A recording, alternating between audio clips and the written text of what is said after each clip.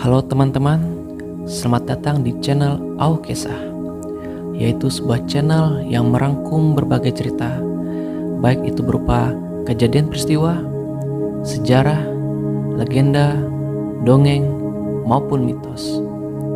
Namun sebelumnya, jangan lupa untuk subscribe, like, dan share channel ini agar bisa terus berkembang dan bisa menyajikan berbagai cerita kepada kalian semua.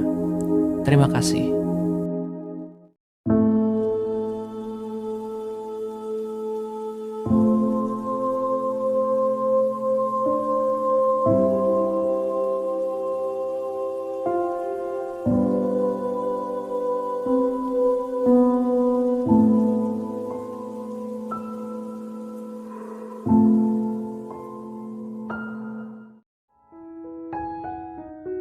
Pada zaman dahulu, tersebutlah seorang dambung yang mengepalai kampung Tanjung Berengkalingu.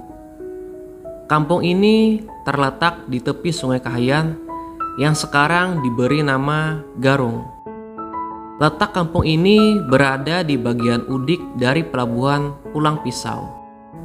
Di bawah pimpinannya, kampung Tanjung Berengkalingu terkenal makmur dan maju. Rakyatnya hidup dalam kerukunan. Dambung mempunyai seorang istri yang bernama Bawi Nyai. Meskipun mereka telah lama hidup berumah tangga, tetapi mereka belum juga dianugerahi seorang putra. Pada suatu hari, Dambung mengadakan pesta untuk memohon dianugerahi seorang putra kepada Jata, nyai kampung yang tinggal di Pulau Linggang Goyang. Bermacam-macam sesajen yang disuguhkan sebagai persembahan. Begitu juga harta kekayaan berupa masjid beratap ringgit dan kerbau berekor emas yang dipelihara oleh kerajaan. Nazar Dambung dan istrinya ini dikabulkan oleh Jata Nyai Kambang. Singkatnya, Bawi Nyai pun hamil, dan setelah cukup waktunya, Bawi Nyai pun melahirkan seorang putri yang diberi nama Sumbu Kurung Putuk Bulau Marisau Hampatung Intan Anak Nakan.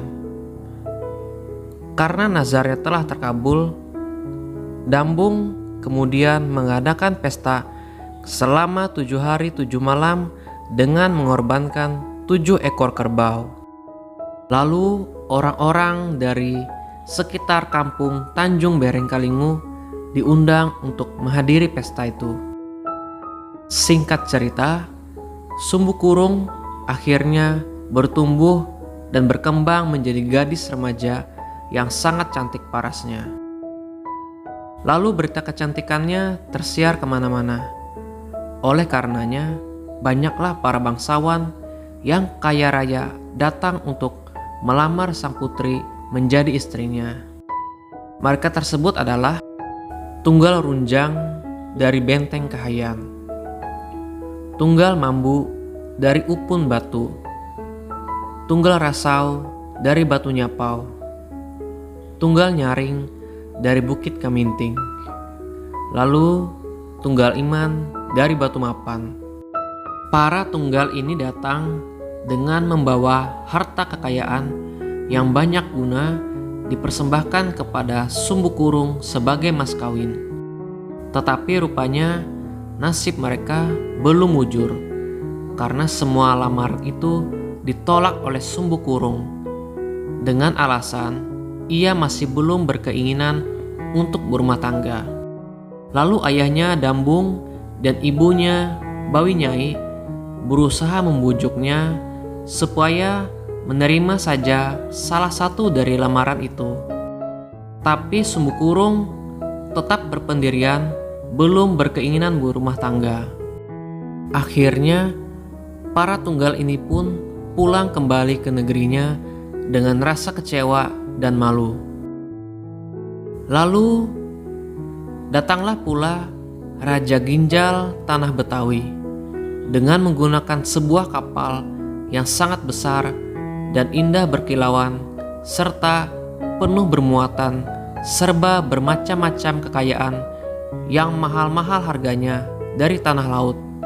Dia datang dengan tujuan untuk meminang sumbu kurung menjadi istri. Lamaran ini pun disampaikan oleh Dambung kepada putrinya. Dan tetap saja putrinya menolak dengan alasan yang sama. Dan akhirnya Raja Ginjal Tanah Betawi kembali pulang ke negerinya dengan tangan hampa. Dambung menjadi sangat bingung dengan keputusan putrinya Sumbu Kurung. Jangankan para bangsawan lokal, putra mahkota seorang raja pun ditolak lamarannya. Hal itu membuatnya malu, frustasi, dan marah. Lalu timbullah niatnya untuk mengasingkan Sumbu Kurung ke sebuah tempat terpencil, yaitu Danau Layang. Untuk melaksanakan niatnya, Dambung kemudian mendirikan sebuah pondok di Danau Layang sebagai tempat Sumbu Kurung tinggal. Setelah pondok dan perbekalan untuk bertahan hidup siap, Dambung lalu mengantarkan Sumbu Kurung ke Danau Layang untuk menjalani pengasingan. Walaupun hatinya sedih, Sumbu Kurung menerima kenyataan itu dengan tabah dan tenang. Sejak saat itu, tinggallah Sumbu Kurung seorang diri di tengah rimba belantara di tepi Danau Layang itu. Dalam menjalani pengasingannya, Sumbu Kurung merubah penampilannya dan identitasnya menjadi seorang laki-laki dan mengganti namanya menjadi Tunggal Hanjungan. Keseharian Sumbu Kurung yang menyamar sebagai laki-laki bernama Tunggal Hanjungan pun tidak berbeda dengan keseharian para lelaki Dayak pada umumnya. Ia mampu bekerja, membuka ladang, dan berkebun, serta terampil berburu di hutan. Tidak seorang pun yang tahu bahwa Tunggal Hanjungan sebenarnya seorang putri bangsawan dari Tanjung Berengkalingu. Singkat cerita, pada suatu hari ada seorang pemuda yang gagah perkasa bernama Bandar dari kampung Luwuk Dalam Betawi yang sekarang bernama Desa Buntoy. Ia datang ke sekitar Danau Layang untuk berburu. Bandar adalah putra dari Tamanggung Kepala Luwuk Dalam Betawi yang terkenal memiliki kegemaran berburu. Tidak jarang selama berhari-hari Bandar tinggal di hutan untuk berburu. Bandar sangat heran melihat ada sebuah pondok di tepi Danau Layang yang sepi. Lalu ia memutuskan untuk singgah di pondok itu. Kedatangan Bandar disambut baik oleh Tunggal Hanjungan dan mempersilahkannya beristirahat di dalam pondok. Mereka pun saling berbagi pengalaman dalam berburu. Hal itu membuat mereka semakin akrab satu sama lainnya. Setelah beberapa hari tinggal di pondok sahabat barunya itu, Bandar memutuskan untuk pulang dan berjanji akan selalu mengunjungi Tunggal Hanjungan jika ada kesempatan. Demikianlah selanjutnya, setiap kali Bandar pergi berburu, maka ia akan menyempatkan diri untuk mampir dan menginap di pondok Tunggal Hanjungan. Karena begitu seringnya Bandar menginap di pondok Tunggal Hanjungan, maka mulai tahulah dia bahwa Tunggal Hanjungan ternyata seorang gadis yang cantik. Namun ia mendiamkan hal itu dan tetap menghormati Tunggal Hanjungan sebagai sahabatnya. Adapun ayah Bandar, Temanggung Meratapati, yang merupakan kepala desa Luwuk Dalam Betawi, mulai risau dengan kebiasaan Bandar yang setiap hari pergi berburu. Lalu ia berkeinginan agar Bandar mulai mempersiapkan diri sebagai penggantinya kelak dan mengurangi kegemarannya yang berburu itu. Untuk itu, ia bermaksud mengawinkan Bandar dengan seorang gadis yang bernama sumbu kurung, pure-pure, pandang kilat, intan, kundum pancar. Lamaran pun dilakukan oleh Tamanggung Maratapati kepada putranya Bandar. Dan orang tua sumbu kurung, pure-pure, pandang kilat, intan, kundum pancar pun menerima lamaran tersebut. Maka ditentukanlah hari perkawinan yang akan dilaksanakan secara besar-besaran. Pada hari yang telah ditetapkan, perkawinan Bandar pun dilaksanakan. Seluruh warga bergembira menyaksikan dan memeriahkan pesta perkawinan itu. Namun, perkawinan yang seharusnya merupakan peristiwa bahagia bagi Bandar dan istrinya itu tidaklah berlaku bagi Bandar. Setelah acara perkawinan selesai, Bandar tidak tidur bersama istrinya karena sesungguhnya Bandar tidak mencintai perempuan pilihan ayahnya itu. Pernikahan itu ternyata tidak bisa menghentikan kebiasaan Bandar untuk berburu. Setelah melewat masa pali pengantin, Bandar kembali melakukan kebiasaannya pergi berburu dan mengunjungi sahabatnya Tunggal Hanjungan di Danau Layang. Bandar pun akhirnya tidak dapat memungkiri kata hatinya bahwa sebenarnya ia telah jatuh cinta kepada Tunggal Hanjungan sejak mengetahui bahwa Tunggal Hanjungan adalah seorang gadis yang menyamar menjadi laki-laki.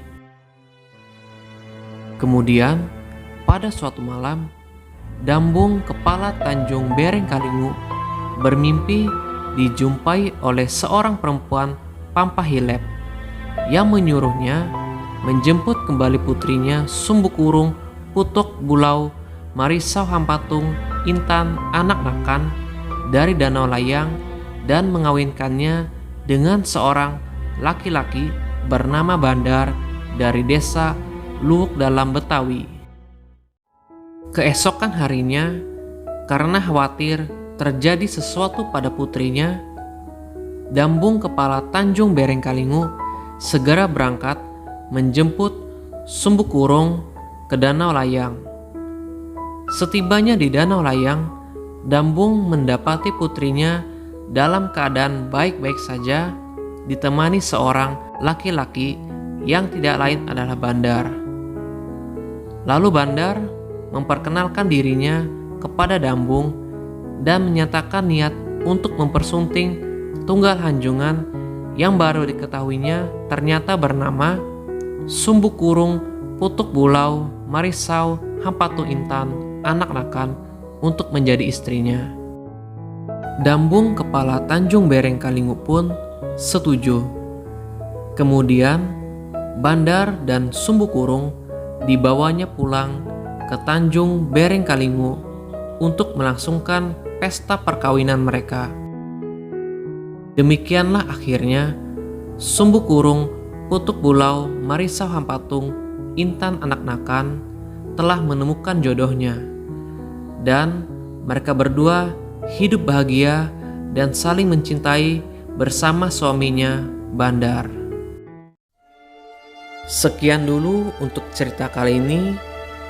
Apabila ada kekurangan dalam isi cerita maupun cara penyampaian saya dari awal hingga akhir cerita, saya mohon maaf atas keterbatasan saya. Dan jangan lupa untuk subscribe, like, dan share channel ini agar bisa terus berkembang dan bisa terus menyajikan berbagai cerita kepada kalian semua. Akhir kata, saya ucapkan terima kasih dan sampai jumpa.